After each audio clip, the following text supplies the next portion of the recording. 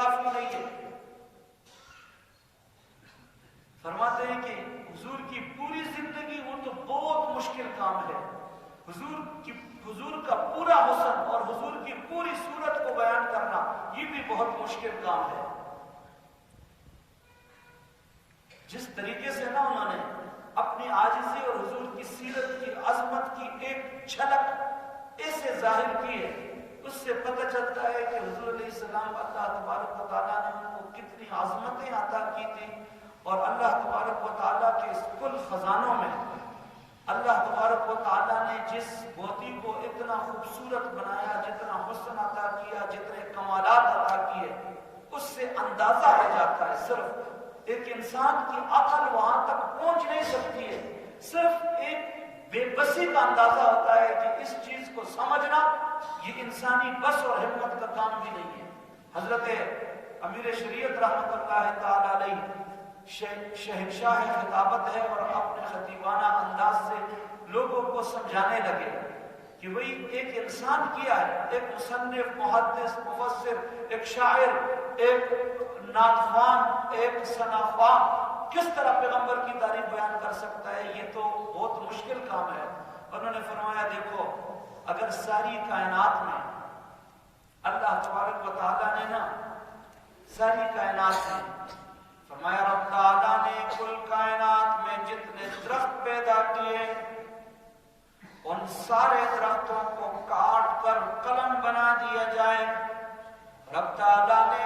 کل کائنات میں سمندروں کا جو نظام قائم کیا، سمندر خشکی بہت کم ہے اور جو پانی بہت زیادہ ہے، خشکی کی مقدار تو اس کے مقابلے میں انتہائی کم ہے. کل کائنات کے سارے سمندر، کائنات میں جتنے درخت ہیں، ان سارے درختوں کو کاٹ کر قلم بنا دیا جائے اور ساری کائنات میں بہنے والے پانی اور بہنے والے سمندر جتنے ہیں وہ سیاہی بن جائے اور سارے انسان، اکیلے انسان نہیں، انسانوں کے ساتھ مدد کرنے کے لیے فرشتے بھی آ جائے. فرشتوں کی تعداد کیا ہے؟ فرشتے اتنی بڑی تعداد میں، فرمایا کہ بیت المعمور کا طواف کرنے والے فرشتے روئے ارض پر، زمین پر طواف کرنے والے انسان ہیں، یہ بیت اللہ کے گرد طواف کرتے ہیں. اور بیت المعمور بالکل بیت اللہ کے اوپر اللہ تبارک و تعالیٰ کے انوارات و تجلیات کا وہ مرکز ہے جس کے گرد فرشتے طواف کرتے ہیں. فرمایا سارے فرشتے جو طواف کرتے ہیں، 70,000 فرشتے بیک وقت طواف کرتے ہیں. فرشتوں کی تعداد بتانے کے لیے یہ عرض کر رہا ہوں کہ ان کی تعداد اتنی زیادہ ہے کہ جن فرشتوں نے ایک مرتبہ بیت المعمور کا طواف مکمل کر لیا، ایک مرتبہ ان کو موقع مل گیا، دنیا کو بنے ہوئے ہزاروں سال گزر گئے، ان فرشتوں نے ایک مرتبہ طواف تو کر لیا، دوبارہ دوسرے فرشتے طواف میں مصروف ہیں، ان کی دوبارہ ابھی تک باری نہیں آئی. زمین پر آسمان سے بارش کے برسنے والے، گرنے والے ایک ایک قطرے کے ساتھ ایک ایک فرشتہ اترتا ہے. یہ اتنے زیادہ فرشتے، رب تعالیٰ فرماتے ہیں وَمَا يَعْلَمُ جُنُودَ رَبِّكَ إِلَّا هُوَ، کوئی نہیں جانتا ہے تیرے رب کے لشکروں کو، رب کی مخلوق کو. اتنی زیادہ اللہ کی مخلوق ہے، اتنی زیادہ ان کی تعداد ہے. حضرت شاہ جی رحمت اللہ علیہ فرماتے ہیں کہ پیغمبر کی تعریف بیان کرنے کے لیے سارے درخت قلم بنے ہوئے ہیں، سارے سمندر سیاہی بن گئے اور سارے انسان لکھنے والے بن گئے. اور یہ سارے انسان اکیلے میں نہیں، ان کے ساتھ کائنات میں جتنے فرشتے ہیں وہ سارے فرشتے وہ بھی مل کر تعریف انہوں نے شروع کر دی ہے. اور صرف فرشتے نہیں بلکہ فرشتوں کے ساتھ ایک تیسری مخلوق جنہیں جنات کہا جاتا ہے، ان کی بھی تعداد بے تحاشا اور بے شمار ہے. ان جنات کو، انسانوں کو، فرشتوں کو لکھنے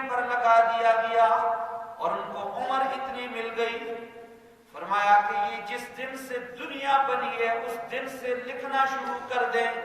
کسی کو موت نہ آئے، کوئی بیچ میں کوئی اور کام بھی نہ کرے، مسلسل یہ سارے فرشتے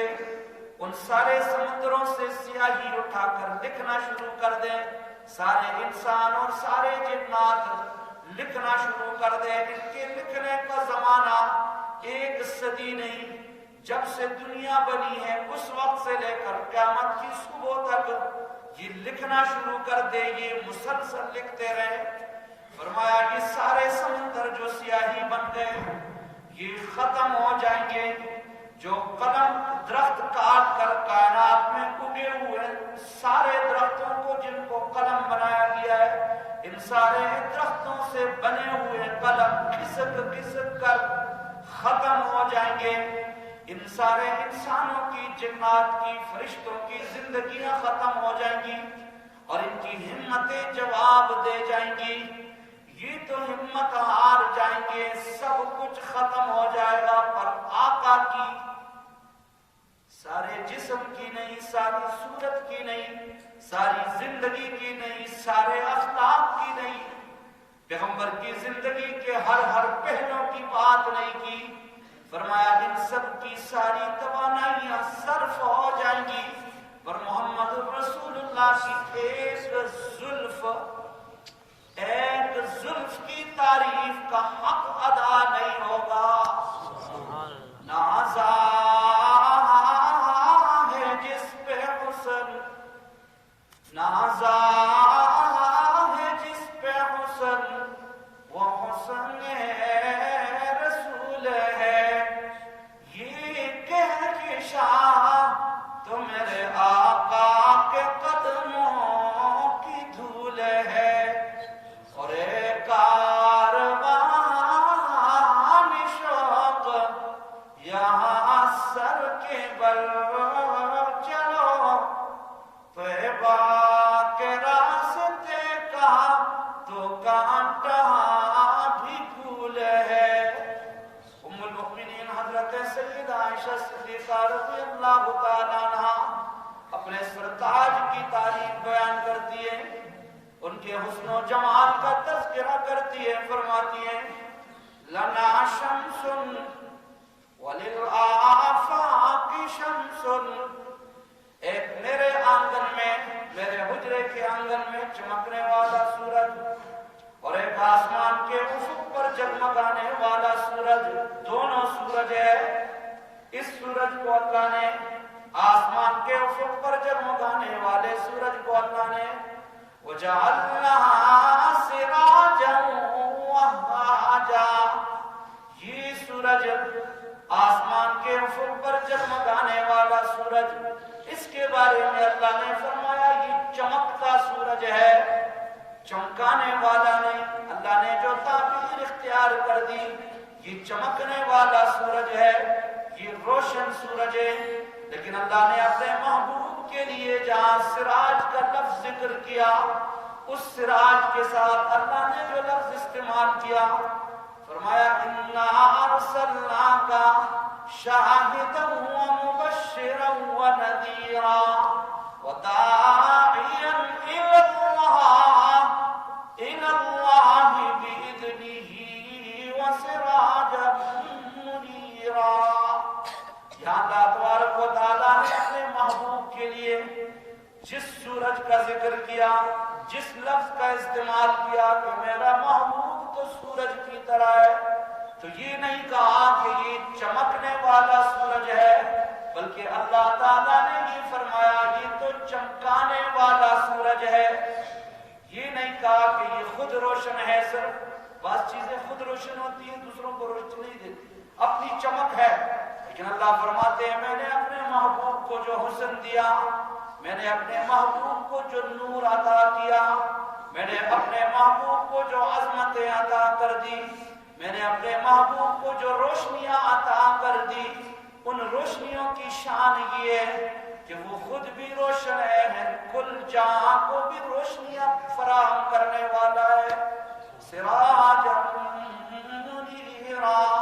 ام المؤمنین تعریف کرتی ہے لنا شمس وَلِلْآفَاقِ شَمْسٌ، ایک ہمارا سورج ہے، ایک ہمارا سورج میرے گھر کے آنگن میں طلوع ہونے والا سورج، ایک آسمان کے افق پر جگمگانے والا سورج۔ دونوں سورج میں کیا فرق ہے؟ ام المؤمنین فرماتی ہے آسمان کے افق پر جگمگانے والا سورج یہ تو تب روشنیاں بکھیرتا ہے جب طلوع ہو کر آتا ہے، لیکن جب یہ غروب ہو جائے تو کوئی اس کی روشنی باقی نہیں رہتی۔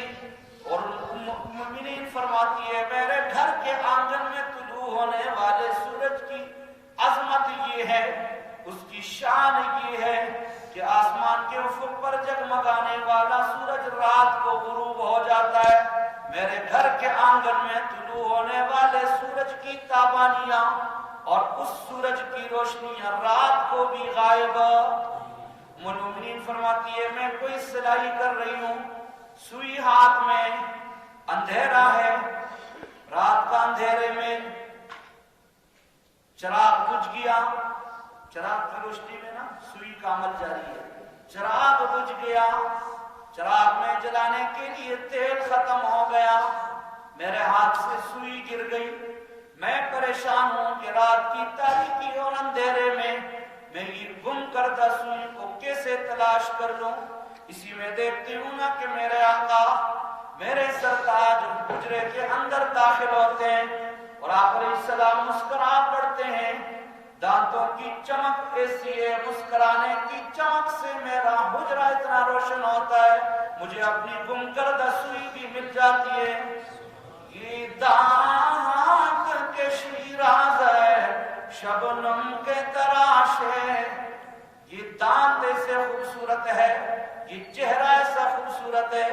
جس کو رب تعالیٰ نے بنایا، پھر بنانے کے بعد خود رب تعالیٰ کو تعریف کرنی پڑی، فرمایا وَالضُّحَىٰ وَاللَّيْلِ إِذَا سَجَىٰ، محبوب تجھے میں نے یوں عظمت عطا کر دی،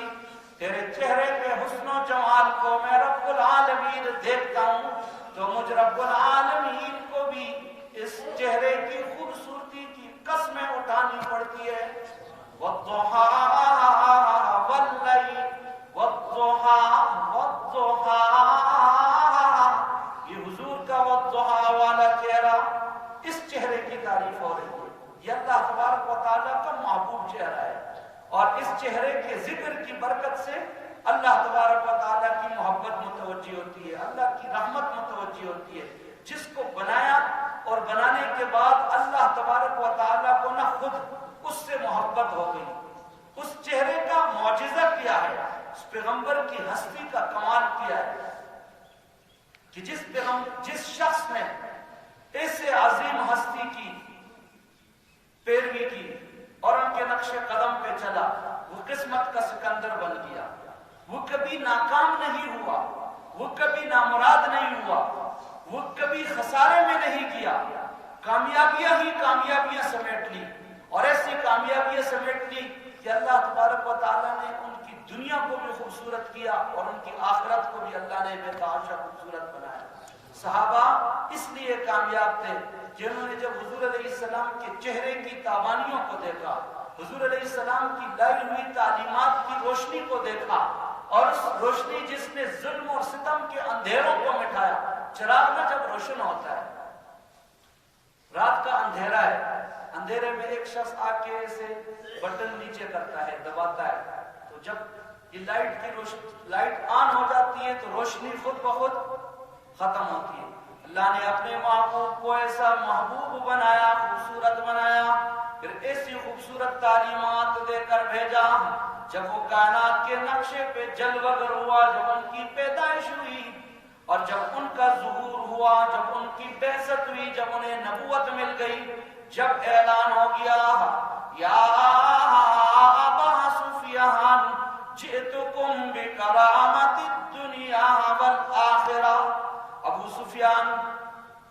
یہ جو حضور جب تشریف لائے تو بڑے بڑے سردار پریشان ہیں کہ یہ تو ان کی بات ماننے سے تو کام خراب ہو جائے گا، ساری عزت خاک میں مل جائے گی اور جو کچھ ہمیں ملا ہوا ہے یہ ختم ہو جائے گا۔ حضور نے ایک جملے میں حق ادا کر دیا، یا ابا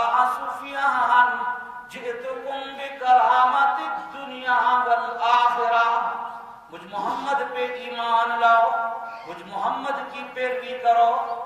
میں تمہارے لیے ایسا پیغام لے کر آیا ہوں, ایسا منشور لے کر آیا ہوں